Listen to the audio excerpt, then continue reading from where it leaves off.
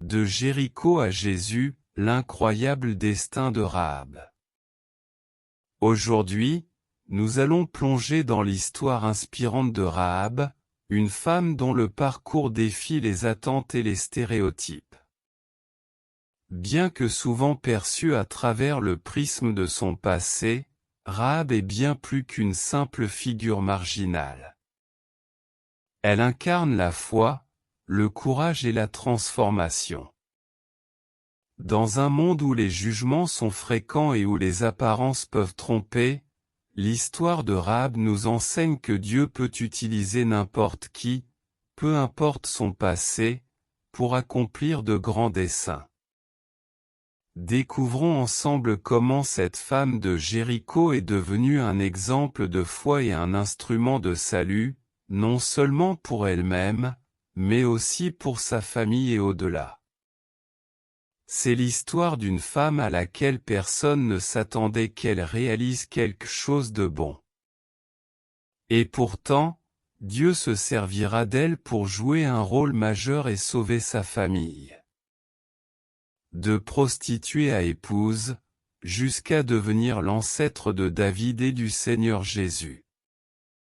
De qui parlons-nous? De Rahab. En hébreu, le nom Rahab signifie largesse ou ampleur. Dans certains textes bibliques, il symbolise aussi une force du chaos que Dieu vainc. Toutefois, Rahab, la femme de Jéricho, est connue pour son acte de foi et de bravoure, ayant aidé les espions israélites. Rahab est une prostituée de Jéricho. Dans sa maison, elle offre l'hospitalité et ses faveurs aux voyageurs. Il est normal que les espions israélites logent chez elle, pris pour des clients, ils peuvent plus facilement passer inaperçus. On parle des Israélites depuis un certain temps déjà, mais il est désormais évident que leur attaque est imminente. Habitant une maison construite sur la muraille, Rahab se sent particulièrement vulnérable. Comme le reste des habitants de Jéricho, elle est terrifiée, mais contrairement à eux, elle se tourne vers le Dieu des Israélites pour obtenir le salut. Elle est la seule à le faire. Sa foi lui donne le courage de cacher les espions du camp adverse et de mentir aux autorités de sa propre ville. Elle sait qu'une telle attitude lui fait courir un danger, elle pourrait être mise à mort si les espions étaient découverts.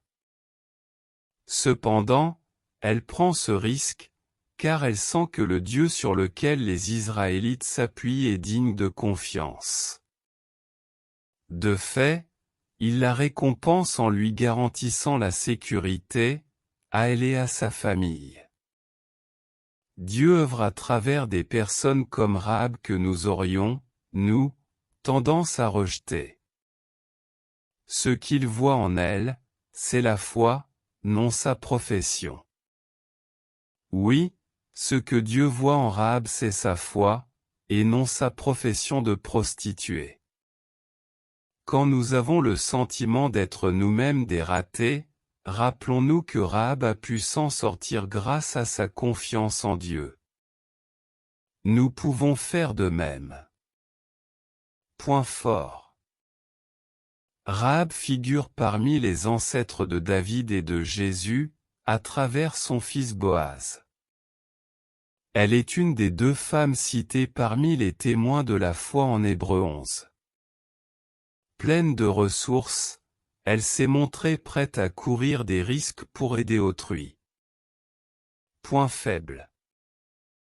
Elle a pratiqué la prostitution. Leçon à retenir. Rahab n'a pas laissé la peur porter atteinte à sa foi dans la capacité de Dieu de la délivrer. Descriptif, lieu, Jéricho. Activité, prostituée et tenancière, c'est-à-dire gestionnaire d'une auberge à Jéricho, puis épouse. Fils, Boaz. Descendant, David et le Seigneur Jésus. Contemporain, Josué. Verset clé. C'est par la foi que Rahab, la prostituée, n'est pas morte avec les non-croyants, parce qu'elle avait accueilli les espions avec bienveillance. Hébreux 11:31. L'histoire de Rahab nous rappelle puissamment que Dieu voit au-delà des apparences, des étiquettes et des jugements que la société impose. Malgré son passé et sa profession, Rahab a fait preuve d'une foi inébranlable, et Dieu l'a utilisée pour accomplir son plan divin, faisant d'elle un pilier dans la lignée de David et de Jésus-Christ. Cette histoire nous met en garde contre les jugements hâtifs que nous portons sur les autres, car Dieu approuve la foi de chacun, même ceux que le monde rejette. Rahab nous montre qu'il est possible de surmonter son passé et de jouer un rôle majeur dans les desseins de Dieu, que ce soit au sein d'une famille ou d'une nation. Que cette histoire nous inspire à ne jamais sous-estimer la puissance de la foi en Dieu et de la bienveillance dans notre propre vie.